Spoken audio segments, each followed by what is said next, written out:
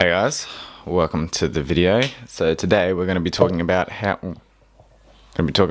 I made my phone lens.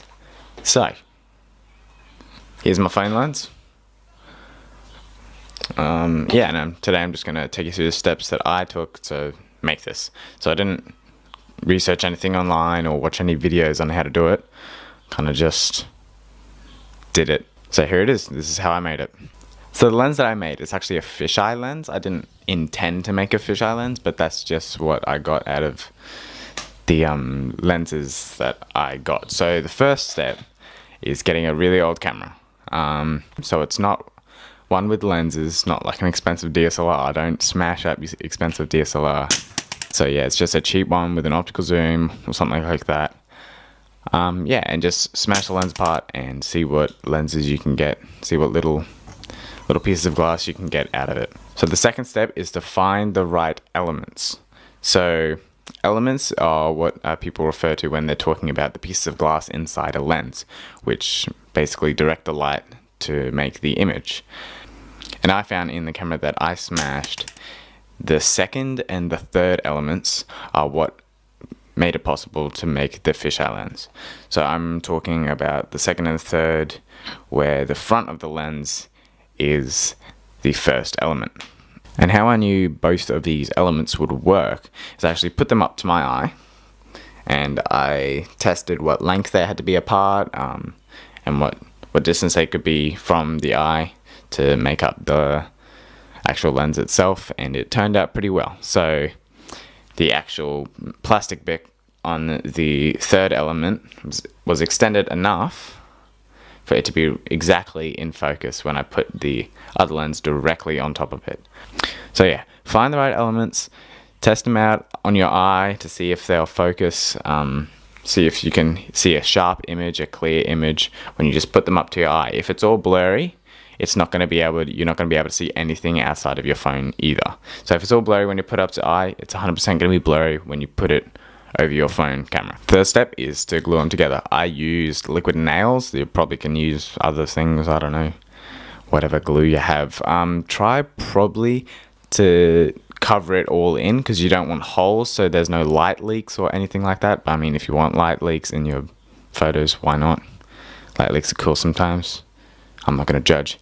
But yeah, I think I left a little hole. I should probably fix it up, but yeah, I'm not too bothered. And when you're gluing these together, you need to have them fairly centered. So you want the lenses to align in the middle.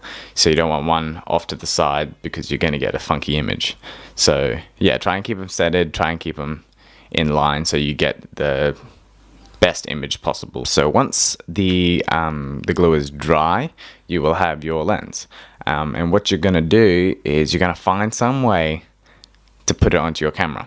I actually had a case which was meant for camera lenses, which screws on. This doesn't screw on, but the actual third element itself is just like the diameter of it is like the perfect size to fit in this little thing here. So I basically just put it in and twist around until it is a bit firm, and then it sticks in place, and I can basically have it like that. So yeah, it's pretty mad. Pretty lucky that it was the right size. So there are a few things that make this work. For a lens, you have a focal point, so that's outside of the lens.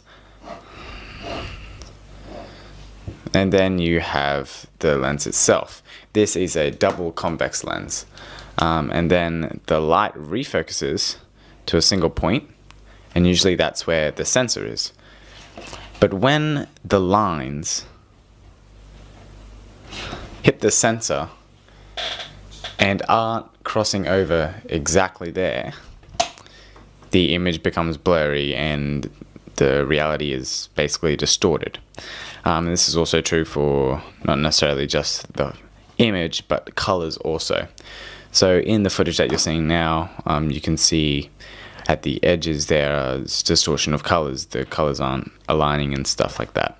That's called chromatic aberration. I don't know the exact term for the image being soft around the corners.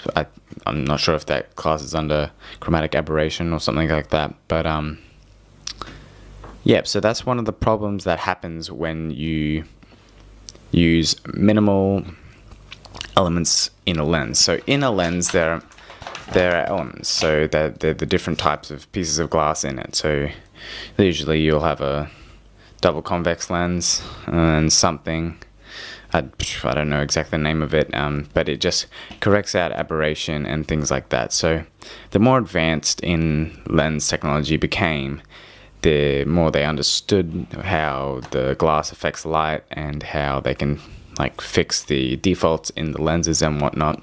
An amazing video. He does an amazing job at explaining this in about half an hour video, but it's just so jam-packed full of information and just knowledge about the history of lenses and how lenses work and what makes up a lens.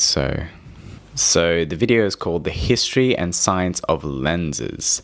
It was made by Filmmaker IQ, which is an amazing channel that has so much information, so much just knowledge upon filmmaking and how cameras work and whatnot. There are other videos about sensors and other things, and yeah, it's just a really great video to watch. It just gave me a better understanding when I was making this fisheye lens and how it worked up and what I needed to do to make this focus and make this pretty much work. So yeah, I'd like to thank you guys for watching, and I will see you in the next video.